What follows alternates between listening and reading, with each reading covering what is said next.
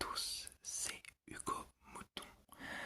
On se retrouve aujourd'hui pour une nouvelle vidéo, sur le double header Pays-Bas-Italie, qui va être une superbe vidéo qu'on va commencer tout de suite.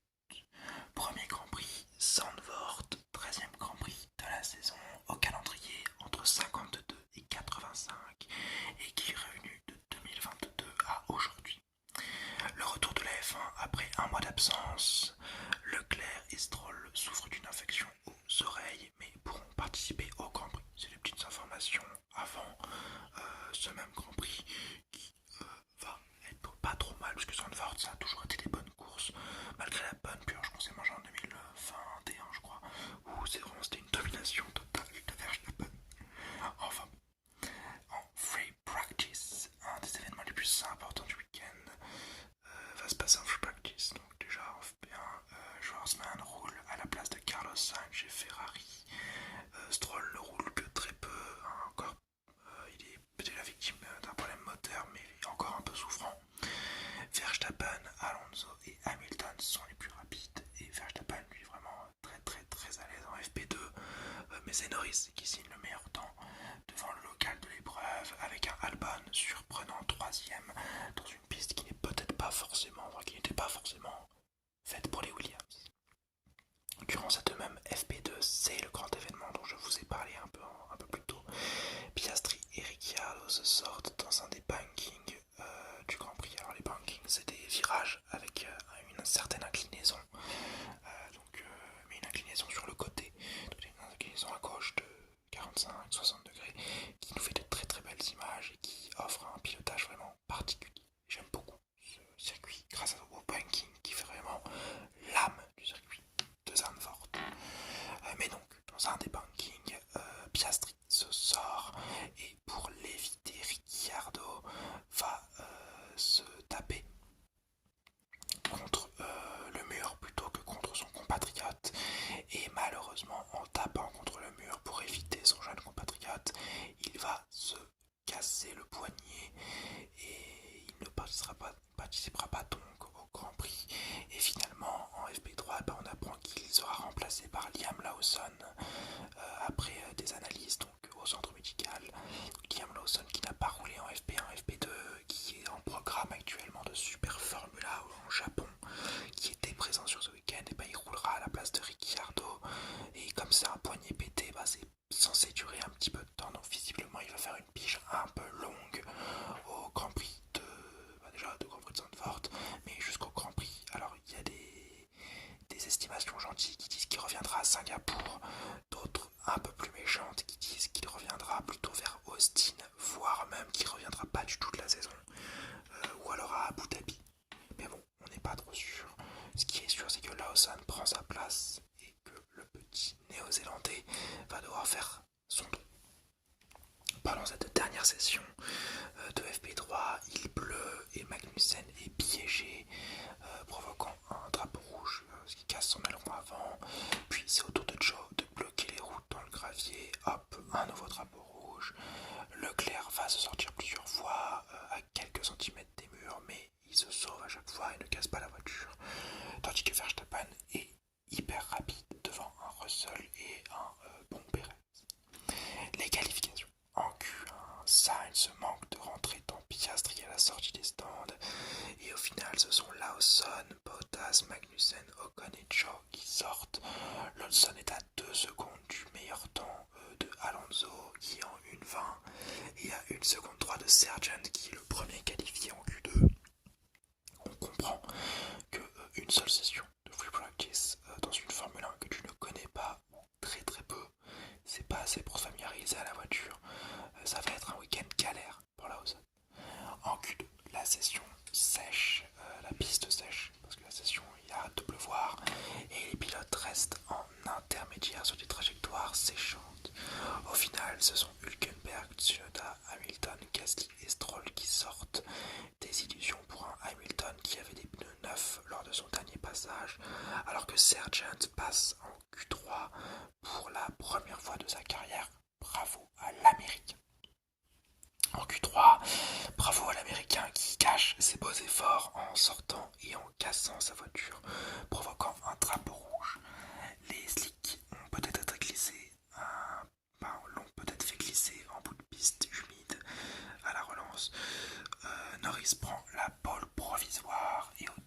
virage, c'est Leclerc qui se sort et qui provoque un drapeau rouge alors que Alonso faisait le meilleur temps, malheureusement avorté. Un tour unique et là pour départager les meilleurs à la relance, la dernière relance, l'ultime relance. Et c'est Verstappen qui prend la pole position devant Norris et Russell. Vraiment, il n'a pas envie de lâcher la première place cette année. La grille de départ pour cette course, Verstappen est donc premier, Norris est deuxième, Russell est troisième, Albon est quatrième, Alonso est cinquième, Sainz est sixième, Perez est septième, Piastri est huitième, Leclerc est neuvième. Il ne prend pas de pénalité pour son accident parce que rien n'a été changé, mais bon, il est quand même bien pénalisé en partant neuvième. Sargent est dixième, comme Leclerc, aucune pénalité de pièces moteur ou quoi que ce soit.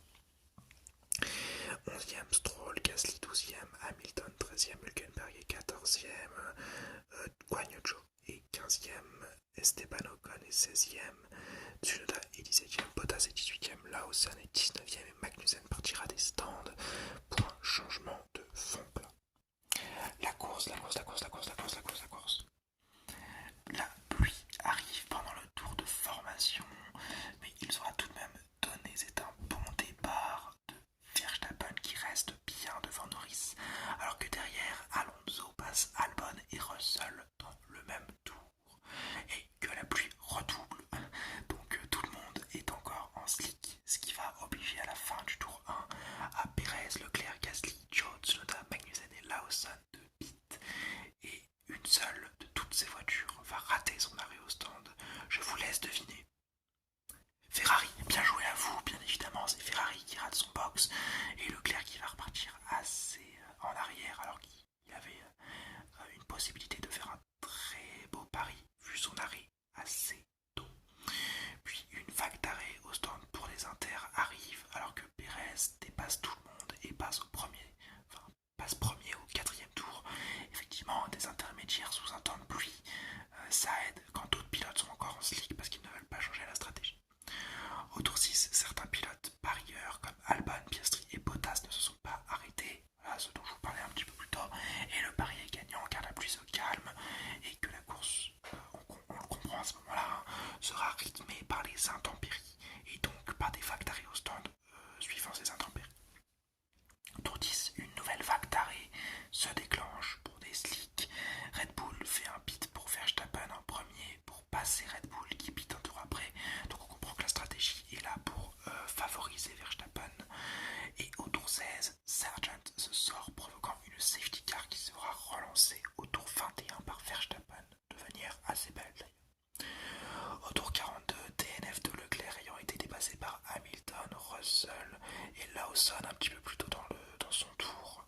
Il était vraiment à l'arrêt durant ce Grand Prix.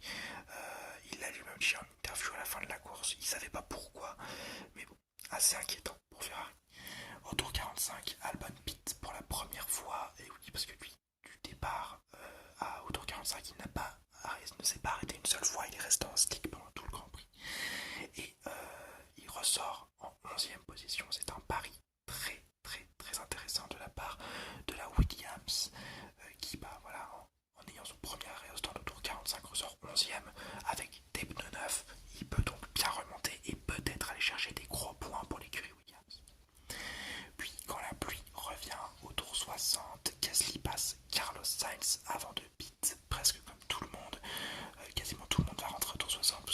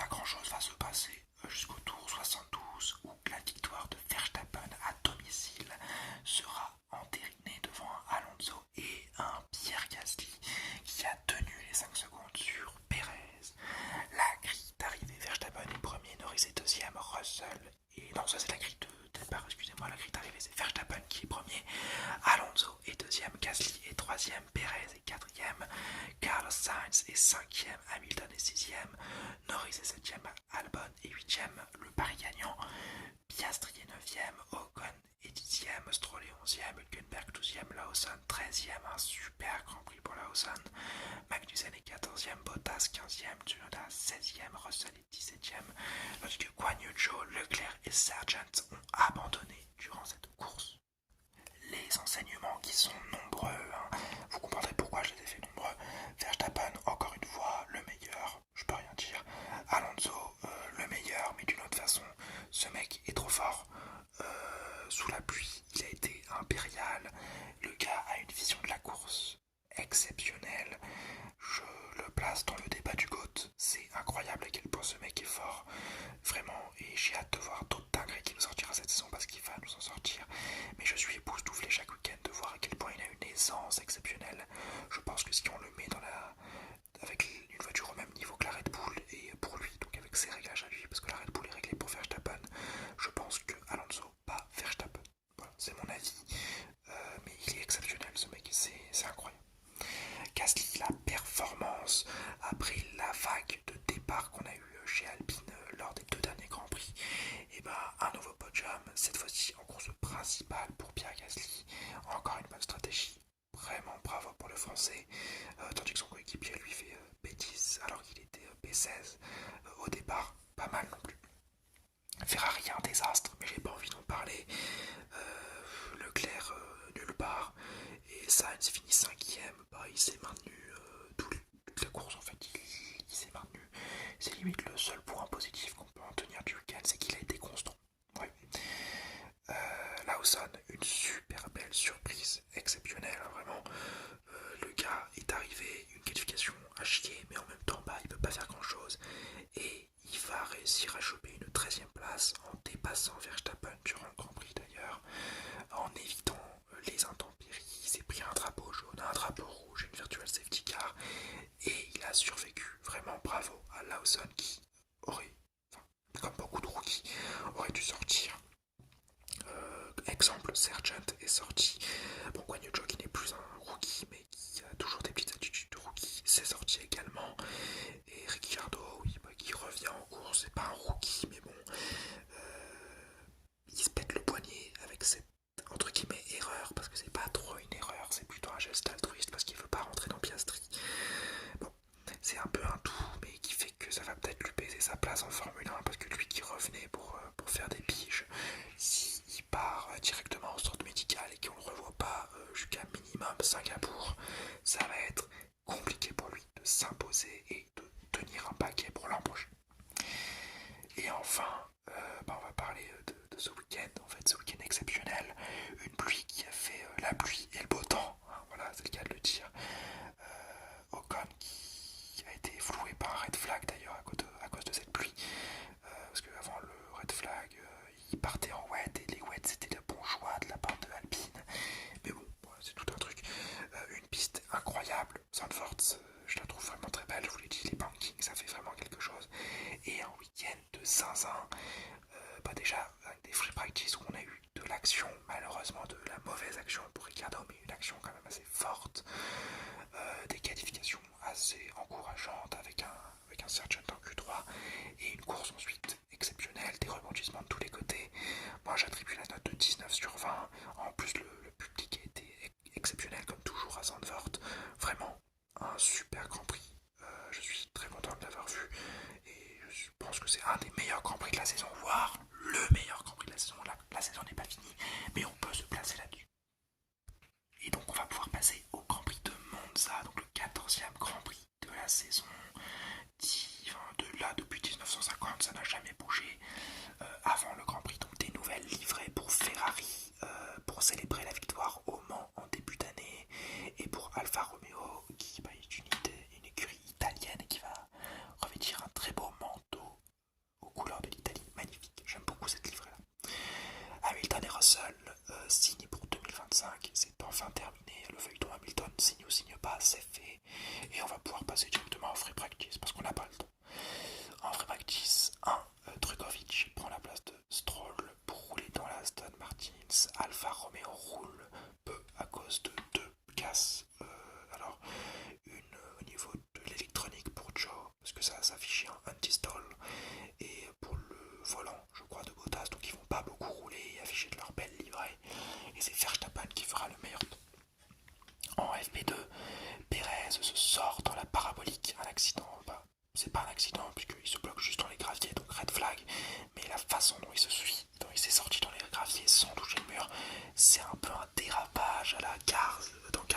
sais pas si vous voyez, ça m'a fait un peu penser à ça, j'ai trouvé ça très très stylé.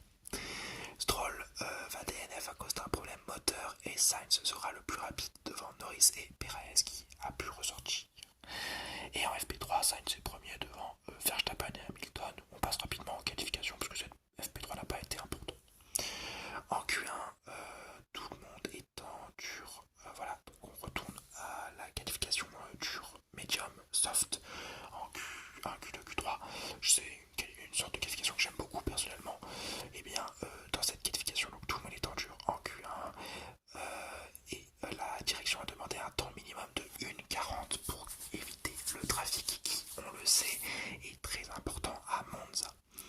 Certains temps sont annulés à cause des limites de piste et à la fin c'est Stroll, Magnussen, Guan Yu Zhou, Gasly et Ocon qui sortent de cette Q1, très décevant pour les Alpines encore une fois. En Q2, en médium, Sargent, Bottas et Hülkenberg sont éliminés avec Tsunoda et Lawson. Première Q2 pour Lawson, tandis que Verstappen et les deux Ferrari sont devant et se tiennent en quelques millièmes. Ça promet une bataille pour la pole position acharnée. En Q3, en soft pour le premier passage, c'est Sainz qui prend la pole provisoire à 32 centièmes. Derrière, c'est Leclerc. Et au second passage, Sainz prend la pole position devant Verstappen qui était à deux doigts de lui chipper, mais qui n'a pas réussi, contrairement aux deux derniers Grands Prix, à nous baiser le suspense. Et c'est Leclerc qui partira en deuxième ligne en tant que troisième. La grille de départ, Sainz est donc premier, Verstappen est deuxième, Leclerc est troisième, Russell est quatrième, Perez est cinquième, Albon est sixième, Piastri est septième, Hamilton est huitième, Norris est neuvième, Alonso est dixième, une qualification ratée pour l'Espagnol, Tsunoda est onzième, Lawson est douzième, Hülkenberg est treizième, Bottas est quatorzième, Sargent est quinzième, Zhou est seizième, Gasly est dix-septième, Ocon est dix-huitième, Magnussen est dix-neuvième et Stroll partira dernier. Avant la course, pendant le tour de formation, Tsunoda voit son moteur lâcher et il va devoir abandonner avant le départ, qui se voit donc retardé et qui crée donc un deuxième tour de formation. Puis on repart pour un départ normal. Un bon départ d'ailleurs de Carlos Sainz devant Max Verstappen. Le départ a été super propre, aucun accident, presque aucun accrochage, vraiment pas mal, c'est rare à Monza. Albon passe Piastri au premier virage, au tour 2 et au tour 5. Les trois premiers, Sainz, Verstappen et Leclerc, se tiennent dans une seconde respective à chacun, alors que Sainz résiste à un Verstappen assez ambitieux. Au tour 11, Russell résiste au frein sur Perez, tandis que les premiers arrêts au stand débutent. Tour 15, Verstappen attaque et passe au troisième virage pour tenter de s'échapper par la suite. C'est normal, il a pris la tête de course, il n'a pas envie que Sainz reste dans la seconde. Au tour 16, Perez passe enfin sur Russell au premier virage et part attaquer Leclerc pour la troisième position. Et en deux tours, Verstappen est déjà à 2 secondes de Sainz, c'est quand même assez inquiétant. Tour 19, Sainz pit comme Russell, suivi au tour 20 par Verstappen et Leclerc. Et à la ressortie, Leclerc tente d'attaquer Carlos Sainz sans succès. Au tour 24, Russell prend 5 secondes pour avoir dépassé Ocon en coupant un virage à la sortie des stands, alors qu'au tour 25, Verstappen passe Hamilton et reprend sa première place en course. La course est ensuite assez calme en tête, alors que Perez est passé par Leclerc et que Norris s'accroche avec Albon sans trop de gravité. Tour 44, après un petit accrochage entre Piastri et Hamilton, Hamilton prend 5 secondes, c'était un peu de sa faute, il faut l'avouer, je crois que c'est un peu un survirage, c'est un peu compliqué, mais moi je voyais plus la faute de Hamilton sur Piastri, qui d'ailleurs il s'est même excusé en fin de course Hamilton, donc effectivement c'était bien sa faute. Au tour 45, Perez continue d'attaquer encore et encore Sainz pour la deuxième place, mais il n'y arrive pas proprement. Et tour 46, au virage 1, tour 46, le bouchon saute enfin pour le Mexicain au virage 1, comme je vous l'ai dit. Au tour 47, c'est Leclerc qui prend son podium à la sortie du virage 1 sur Sainz, mais l'Espagnol le redépasse au virage 3, alors que derrière Ocon DNF sur un problème moteur. Tour 50, Leclerc réessaye sans succès, comme au tour 51 sur Carlos Sainz, et au tour 51 d'ailleurs, Verstappen va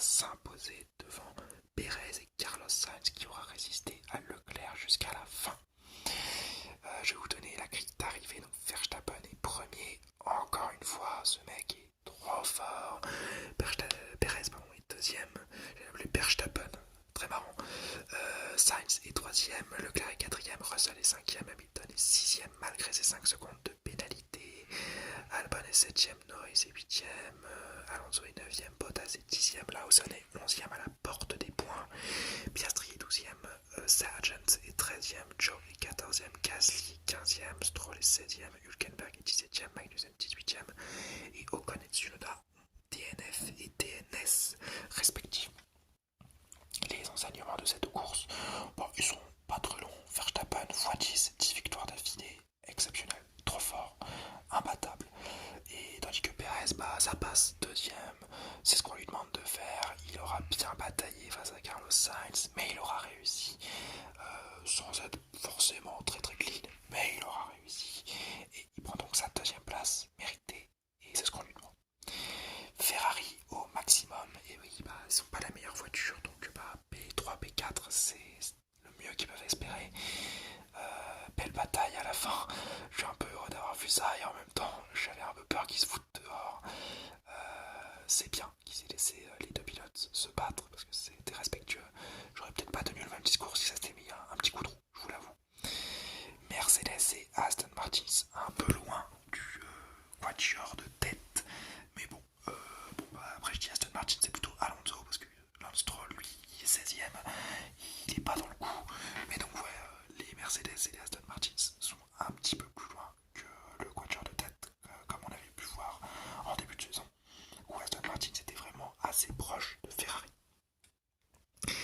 Tandis que Alpine et As sont nulle part, Hülkenberg Magnussen une course anonyme, et Gasly Ocon, j'ai vu Ocon une fois lors de ses arrêts au stand, une deuxième fois lors de son DNF, c'est tout.